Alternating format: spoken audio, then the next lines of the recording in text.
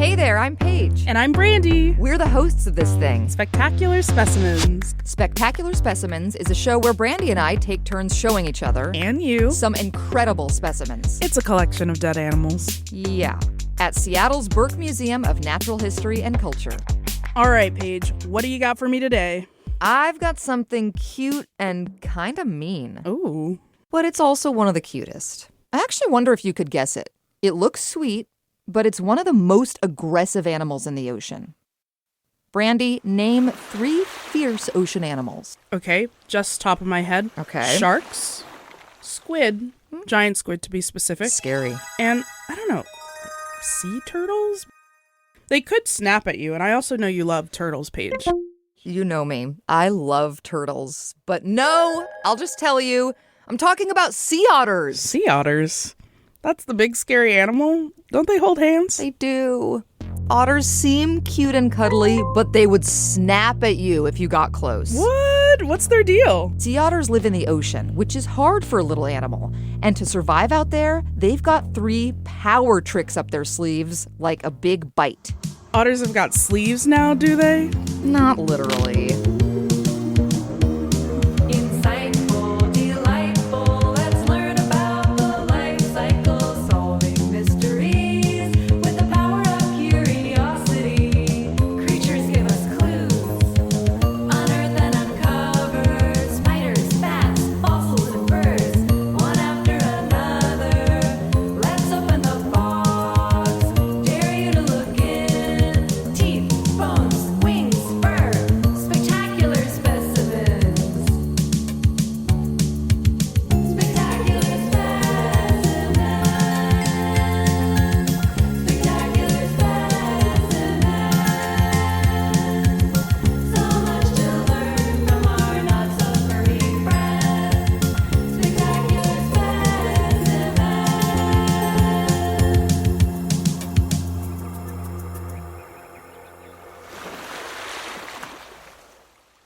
Close your eyes and imagine you're in the shallow part of the ocean, standing where sea otters live. The coast of Alaska, California, Washington State, Russia, or Japan.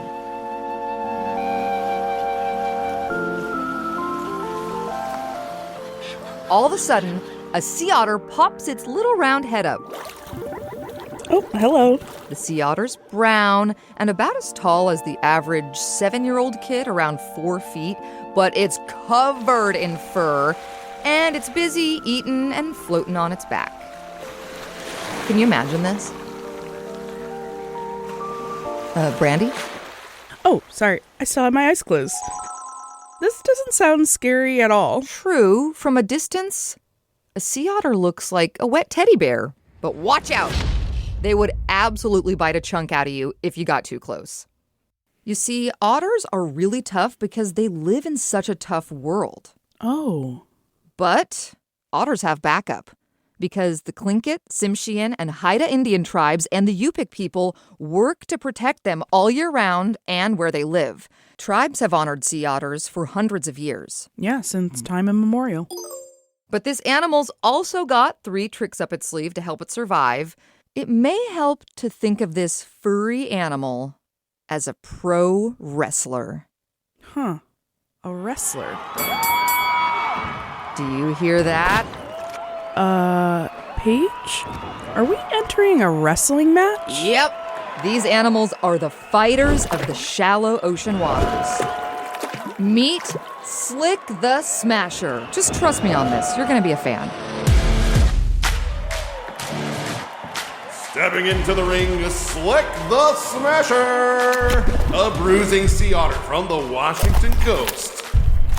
Weighing in at 55 pounds, she loves to eat rock-hard foods, clams, abalone, and urchins. Slick's fur is thick as a puffy winter coat. Opponents fear her power moves, biting hard, hiding in kelp, and being extra tricky. Slick! Slick! Slick! Slick! Slick! And here comes Slick's opponent. Joining Slick the Smasher in the ring is a sea urchin with a shell as hard as rock. Give it up for Urch 1000! Let's see what you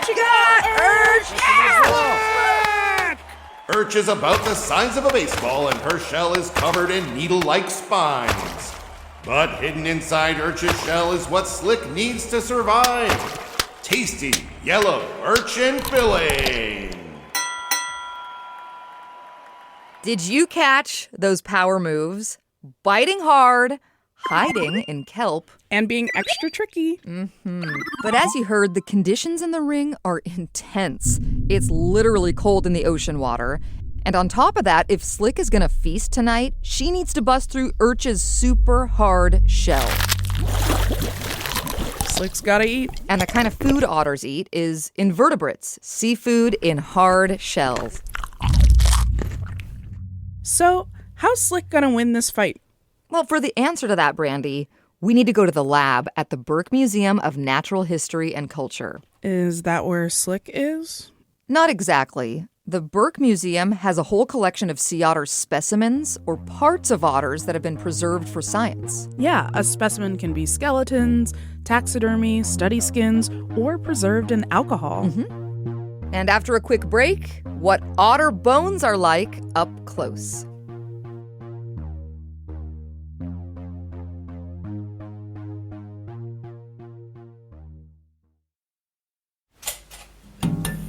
We're inside a big, clean, temperature-controlled room in the Burke Museum. The perfect temperature for preserving bones. Precisely. There are these really tall, white metal cabinets in here. These are where we hold all of our otters. This is marine biologist Chris Law, and he has a whole collection of otter bones and otter heads. This is a specimen of an entire skeleton. There are bags of the skull, the mandible, entire bag of ribs. Wow. Um, What are in these jars? Like, what's that jar right there? these are fingers. Fingers? What else we have? I get to hold a plastic bag full of otter parts, like a set of otter Legos ready to be put back together. The bag has so many little white bones in it, some as small as toothpicks. And the biggest thing that stands out, sea otters have very large jaws. They're amazingly thick. Giant jaws are one of the 3 sea otter super strengths. So this is one of the ways to defeat creatures like Urch 1000, with a big, scary bite? That's right. Slick the Smasher's got a strong smile, with teeth and a jaw that can crush shells to bits. So if you ever get a sea otter smiling at you with showing its teeth, you'll see those, and you don't want to mess with the otter in that sense. So if you see one in a wild, don't get close to one of them. Otter teeth are designed to smash. A sea otter's tooth looks very similar to ours, nice and flat. Perfect for crushing abalone, snails, mussels, crabs, urchins. They're trying to break into them, and it really allows those otters to crush things. Okay, but with teeth similar to ours, how exactly are sea otters ripping into shells? Well, otter teeth look like ours, but they each have a coating on the outside that's like a shield. Yes, they have fracture-resistant enamel. Just imagine you trying to take a snail or a clam and using your teeth to bite down. Your teeth are probably going to fracture pretty quickly. Whereas a sea otter's teeth are more resistant to be able to do that. Okay, but why are otters picking foods that are so hard to eat? Fish are a lot softer, right? And the ocean is full of them. Yeah, good point. But fish are hard to catch, Brandy. Otters have to save up their energy so they can stay warm out there in the ocean. It takes way less effort to grab urchins off the seafloor than it does to chase fish. Fair enough. Uh-oh, Slick the Smasher has Urch 1000 in her famous triple chatter super grip. There's no escaping now, and crunch! There she goes. Slick! Slick! Slick! Slick! Slick! Yeah, Slick! Listen to that wicked, strong bite. Nice try, Urch. Better luck next time. Wait, it sounds like Slick is a champ. I mean, Slick hardly ever loses to an urchin, Brandy. But you know, Being strong isn't everything in life. So true. Even sea otter teeth eventually wear down like our teeth. But it's not like Slick can get a mouth guard. This is pretty common. It's fine in older otters. Their teeth are very damaged. Even canines that are completely broken in half and fractured. So they live a really hard life eating those hard items. If you eat like hundreds of those tiny snails a day without a tool, you're just going to destroy your teeth. Can't have that. Wait, did Chris just say something about using tools? Can you play that back? If you eat like hundreds of those tiny snails a day without a tool, you're just going to destroy your teeth. Good catch, Brandy. Yes, Slick the Smasher uses tools. Wow, who knew there were so many tools in wrestling? We'll learn more about those after the break.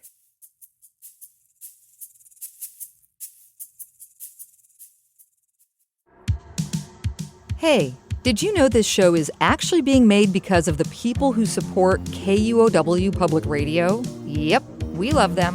If you want to help out, go to kuow.org/spectacular. You're a sea otter with some broken choppers. You still have to eat snails and clams, right? Sure, I don't think Slick has any chefs making up urchin meat platters or anything. That's a thought, actually. What do you think a sea otter dinner party would look like? Ooh, I mean, I bet it would be really decadent. Platters of urchins, clams, shrimp cocktail, a little oyster with mignonette. Oh, oui, oui. You know, a little vinegar action. And maybe also some ceviche. Okay, stop. You're getting a little bit carried away. And that's great. But at this dinner party, the guest list includes sea otters with broken chompers. Well, maybe they have teeny tiny forks or some shucking knives. Now you're onto something, because otters use tools like people do. Not forks and knives exactly, but items they can find on the seashore. Basically, they use rocks or other hard objects. They'll use it as an anvil or hammer to smash their prey item to break it open. Okay, that's pretty cool. Chris is finding otters use tools to prevent their teeth from cracking, and that helps them live longer. And you know what else is pretty cool? Otters store their tools to use again and again. What do you mean sea otters store their tools? In some sort of toolbox? No, better. Sea otters store tools in their pockets. So they don't have sleeves, but they do have pockets? That's right. Every otter has a pocket under its armpit for storing tools or even a snack for later. It's so adorable. When they get hungry, an otter will grab a rock from her little pocket, smash an urchin shell open, eat the meaty filling, then pocket the rock to use later. And different otter families even specialize hunting different types of prey. So there's an order of things. Yeah. One family might only hunt urchins, and if you're an urchin family, you do not mess with clams. If you're a clam family, you don't mess with snails. The snail specialists are usually my favorite just because they go take a dive down, they gather maybe like 20 to 30 snails at a time. Slick the snail specialist enters the ring. And they grab a rock, bring it all up top. They put that rock on their belly, grab their snails, and smash each one at a time and pop them in their mouth. Snap, pop, crunch. She crushes her opponents, and the crowd goes wild. And it's basically like a little buffet of snails. And once they're happy, they do a little rollover to, discard their shells and that rock and do it all over again. Slick has got the trick up her sleeves. I mean, pockets. And Brandy, they don't just use rocks as tools. Otters also use way bigger items to crack open shells, just like wrestlers who sometimes use big props in the ring. Oh, like pro wrestlers who hurl chairs in the air. Chair throwing is a little more for drama than actually trying to win a competition. Each their own. Yep. But what otters use is way bigger than a chair. Yeah, so some otters have learned to also use people's boats to basically smash those prey items against it. Obviously, people aren't very happy about that, but it is still adorable to watch. Using tools requires otters to be creative. They have to decide when's it better to bite their prey or use a boat to smash them open. And you know who's especially creative? Female otters. Females actually use tools more than males. Because females tend to be smaller and have a less powerful bite. So to protect their smaller teeth, they have mastered the rock smash. Rocks for extra power. And those sea otters, they learn tools by watching mom. If a mom sea otter is using the rock as a tool, the pup will tend to pick it up as well. And that leaves us with just one more super move that otters have. But before I go there, let's make sure we remember the first two. Slick the Smasher's power moves. Number 1, a powerful jaw with fracture-resistant teeth. Number 2, using tools. And when that's not enough, sea otters have one more trick. Slick wears a super thick coat. Ooh, she's got a wrestling costume. All sea otters do. In fact, they have the thickest coat of any animal. Whoa, any animal? Yes, and when Slick is in action, the coat is actually one of her best protections. Let's try some matchups, Brandy. Tell me an obstacle that Slick might face in the ring, and I'll tell you how her coat defends her. Okay, how about icy cold winter water rushes over her? No problem. Her coat is as thick as the hair of 4,000 humans. Oh, that's like a small arena of people. Try me again. How about Slick can't dry off? She's used to that. And her coat is partly waterproof, so she never gets too cold. Well, I've still got another challenge for her. Now our otter friend is wearing out and getting tired because she's been swimming around all day. Easy. Slick's fur, her coat, is actually buoyant, meaning it helps her float to take a rest. That is a one-of-a-kind coat. Yeah, and a little fun fact, every otter has a different fur pattern, just like every person has different fingerprints. Okay, that's sick. That brings me back to Slick one more time. It's really important that she and other sea otters survive because sea otters are one of the most important animals in their ocean ecosystem. Sea otters are a keystone species. That means they have a special connection to hundreds, even thousands of other species. Sea otters protect a type of forest in the ocean that sea creatures live in, kelp forests. Oh, I know all about kelp. Yeah? Please share. It's a large seaweed plant that grows in the ocean, and it can grow into thick underwater forests. So cool, so slimy. Kelp keeps oceans healthy like trees keep the land and air healthy. The problem is urchins. Urchins devour kelp, like it's an all-you-can-eat buffet. And if kelp is wiped out, that is doom for the seashore. So what sea otters do is basically eating all of the urchins that eat the kelp. And kelp is essential for like hundreds of different types of other sea life that's there. So then all those other species can continue to thrive. Man, Slick is really working overtime for that championship belt. She's like the MVP of the shallow end. Yeah, you got that right. Sea otters are so special. If they disappeared, oceans would completely change, and not in a good way. I think that gives so much more meaning to Slick's story. You know, Slick's 3 power moves didn't just help her defeat Urch. The powers also help the animals and plants around her win as well. If she survives, they survive. Yeah. Getting to the deeper meaning of it all, she's got a lot of strengths that help others. You know, we all have special strengths. What's yours? That sounds like a big thing question. Ready? 3, 2, 1. Big Think! Big Think question. What is one of your strengths? Can you give me a minute to think about it? All right, let's take a little teeny tiny break to think about it. And when we're back, I want to hear all about your cool strength, Brandy. And if you're listening, hey, have a big think of your own. We'll be right back.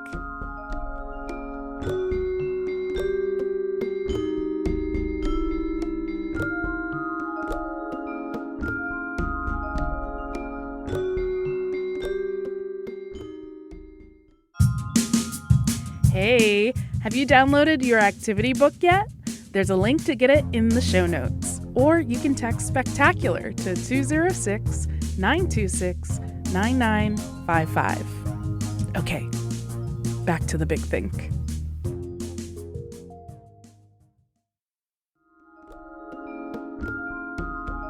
The big think question was, what is one of your strengths? And after some thought, mine is having a lot of energy. So when other people are tired or feel like giving up, I know I have the energy to push us through. When I'm swimming and everyone around me is tired, I have enough energy that I can actually cheer other people on and keep swimming. Like, go, go, go, go! I'm the energy booster. Energy Booster has entered the ring! Brandy, I know you have a whole list of talents. Thanks. Pick one to share.